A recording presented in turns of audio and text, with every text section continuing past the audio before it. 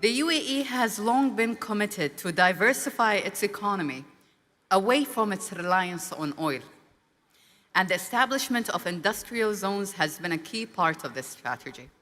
We have made significant strides in establishing ourselves as a hub for manufacturing, provide a platform for businesses to set up operations in the country with access to world-class infrastructure, skilled labor, as well as other resources. That is our topic for our second panel of the day. With that, allow me to invite onto the stage our moderator, Mr. Abdullah Al-Mahri, Director, Partnerships and Investment Department at the Ministry of Industry and Advanced Technology.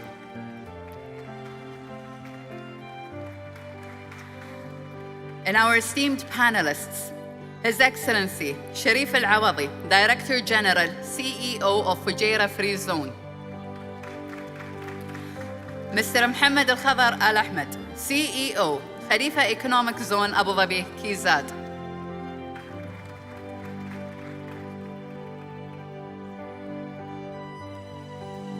Mr. Saoud Abu Al-Shawarb, Executive Vice President, Dubai Industrial City. And Mr. Rami Jallad, Group CEO, Rakiz.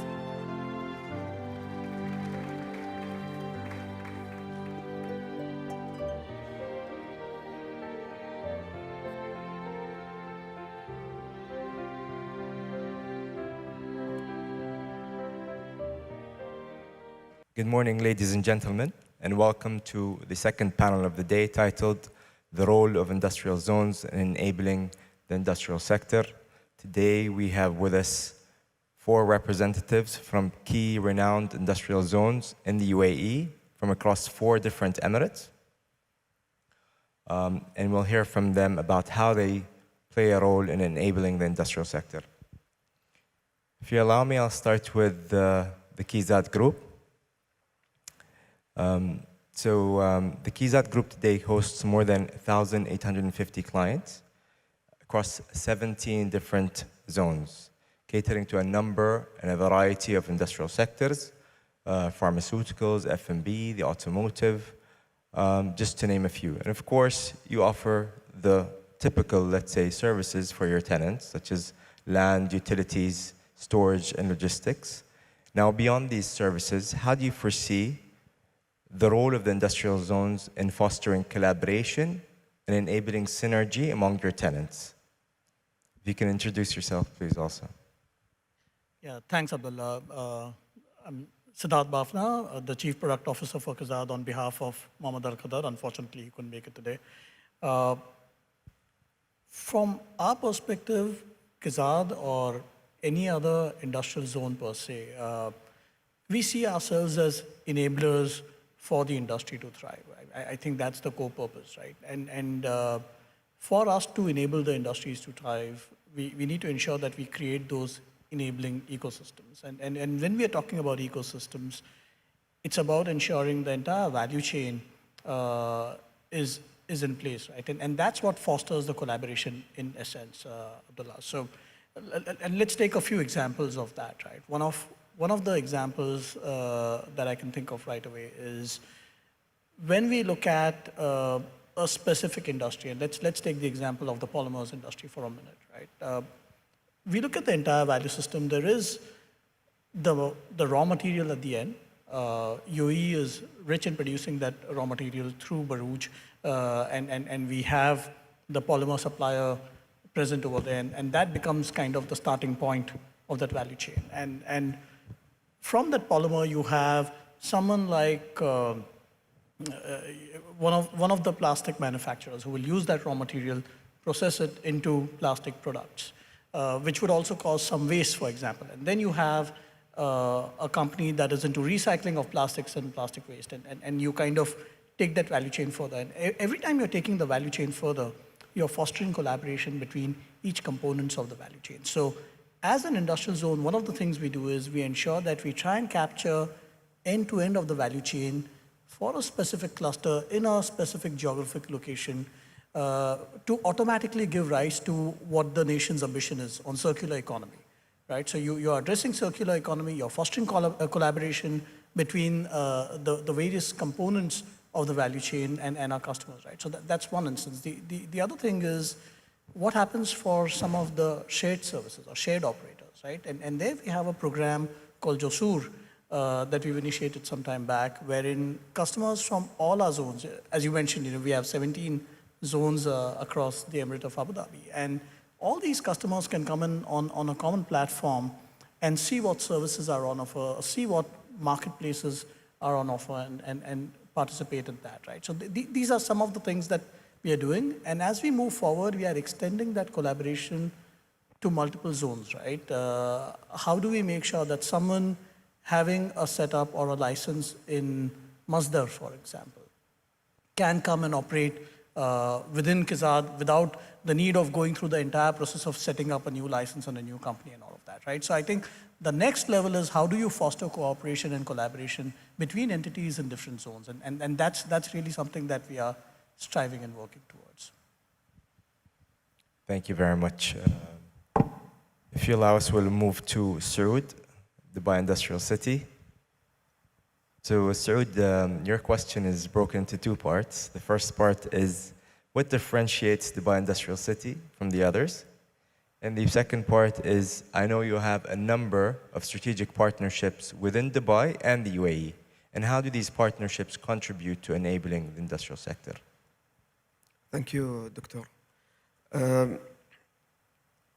Let me take you 15 years in history, more than 15 years. In Dubai Industrial City, during designing the master plan of our development, we've been allocated a land of 55 square kilometer in area, where we designed the infrastructure and the master planning aspects very efficiently, taking into consideration the environmental aspect as part of it.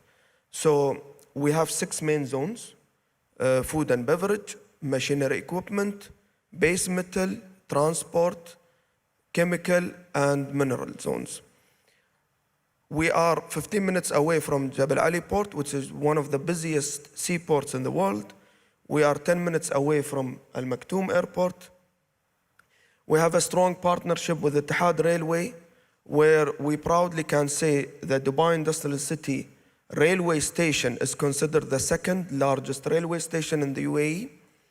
And we are bounded by Emirates Road 611 and Mohammed bin Zayed Road 311.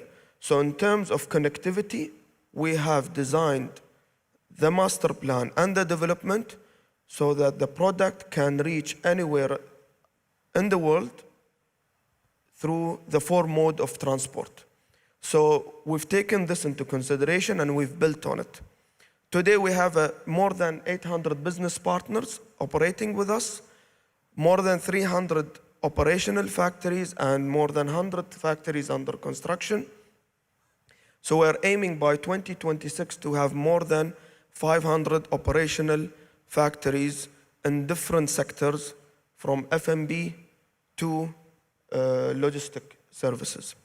So within what we've designed as a master plan, we've taken into consideration circular economy, where circular economy today, we have factories from building material like asphalt, bricks, blocks, into logistic services and packaging companies, into reaching to recycling factories that can recycle whatever waste is generated within the community. So it's next door to your facility that you can find some of your raw materials. You can do vertical business collaborations with your neighbors that can improve your efficiency, reduce lead times, and being more sustainable. Earlier last month, on 3rd of May, we've signed 3 major partnerships with federal entities and local entities.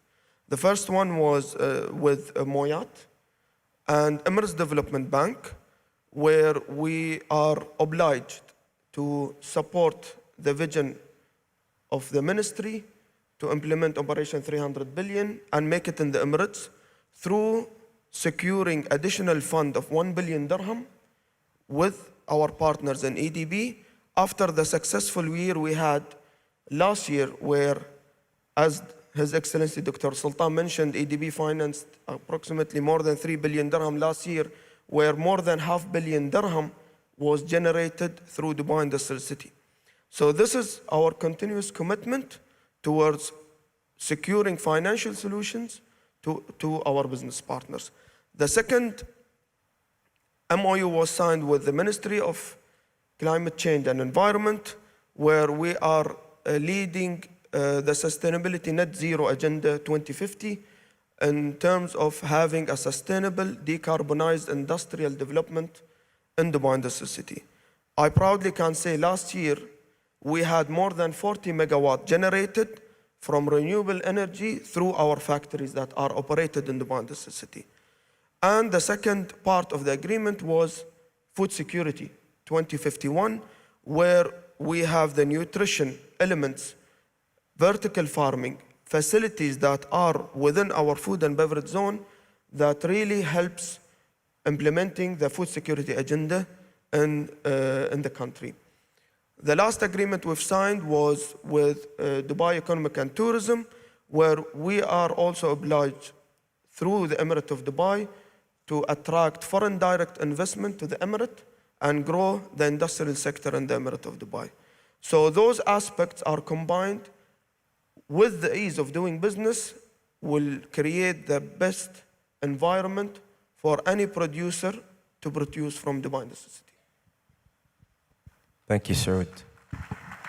Certainly phenomenal growth, phenomenal numbers heard from His Excellency Dr. Sultan Al-Jaber, and I think that ties into my third question in terms of growth. Mr. Rami, we've heard recently over the news that Iraq has attracted more than 1,839 companies only in Q1 of 2023. Very impressive. That's over 100% growth relative to same time last year. So what is your secret sauce? How do you attract these companies? Can you tell us more about that?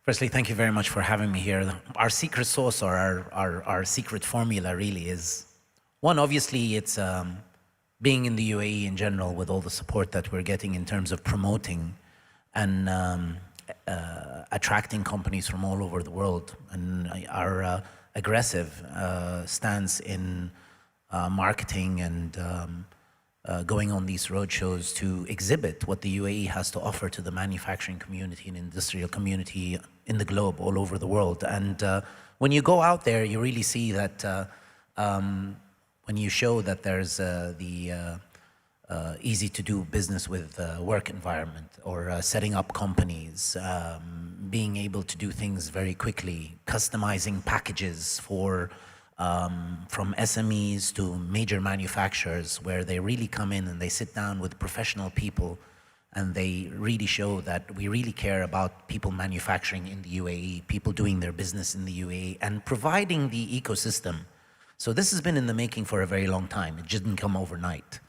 So I think it's really putting all of those building blocks together and promoting to the investors, because investors are smart nowadays. They all shop around. They go to places, they see where's the best area that they want to start manufacturing in or setting up their businesses. They want ease of regulations. They want transparency. They want to be able to set up and just focus on plug and play. So here we've been in Ras Al Khaimah and in Iraq is able to package these things all together to provide to customers, from startups to SMEs to major manufacturers. And it really, really shows. And the proof is really in the numbers that we're bringing in. So I think this is a lot of really diligence and understanding the sectors that we want to attract. Not everybody operates in the same way, but we're flexible enough, we're agile enough, we have the right services, and we've built a total ecosystem in all of the UAE to be able to support these businesses, whether they are in Ras Al Khaimah or in Abu Dhabi or in Dubai. They're all working together one way or another. So this entire ecosystem that's being built right now to support all types of businesses, and the collaboration that I see happening between my colleagues in the different areas and the different zones is amazing. So I think that helps show credibility towards attracting these companies. And let's not forget, the UAE is a melting pot. I mean, during COVID, we all noticed that how wonderfully the UAE managed that. And the whole world is looking at us here in the UAE and wanting to be here because of all of these factors that I just mentioned. I travel around the world, I see where other investments are going, and when I sit down with people, they say, there's nowhere better than the UAE. They've got it, they know how to do it, they're fast, they're quick, they're transparent, they're efficient. Yes, other places have money, but at the same time, money isn't everything. They really want to know where they can secure their investments, get the support that they need, have the ecosystem, have the supply chain, and have the business and work opportunities. I was just in Europe just a while ago, and they were saying that it's so hard to get talent in Europe, all the way from blue-collar workers in factories to talented individuals in companies or in administration, in engineering, in data analytics and sciences, and we live in the luxury of the UAE attracting talent from all over the world. So it makes it a lot easier for companies to attract that talent. And the fact that our regulations allows companies and investors to bring talent from all over the world, that's fantastic. And that's really what we feel, that all of those elements together is our secret sauce.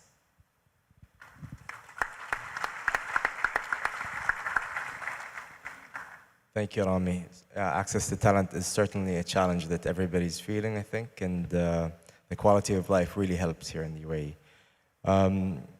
My last question is to Fujairah.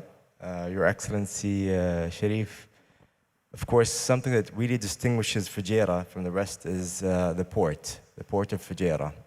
How does that really contribute to your growth in the zone, in the free zone of Fujairah, and also in the growth of the wider emirate?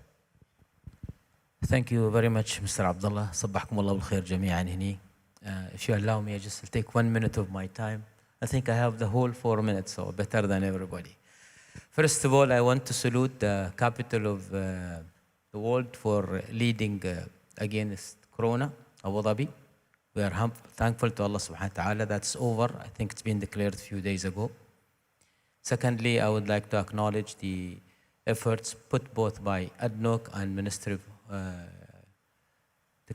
Industry and Technology for rebranding and re-emphasizing on manufacturing or make it in Emirates. And I think it's very important. 2 more points. One, I would like to also express my appreciation for having me here and being among you.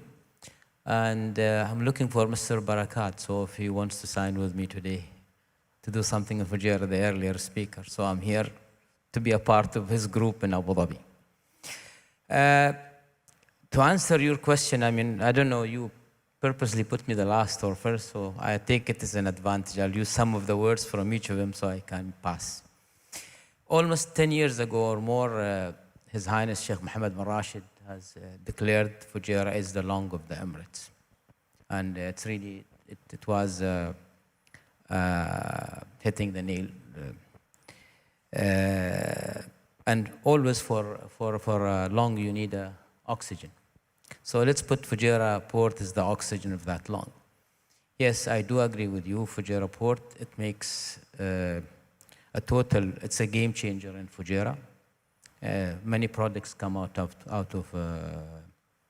efforts and activities and implementation, of course, and restructuring and structuring of Fujairah Port. Many icons. First of all, you will be surprised if I tell you we have the busiest anchorage and more expensive anchorage area in the world, with over 14 to 15,000 of ships that can call Fujairah and in a time limit of 10 days or so. So that's itself, it indicates how Fujairah become important, and that's creates a great business for the local activities, shipping agencies, ship chandlers, and other communities, with almost over 50,000 people get changed through the port of Fujairah.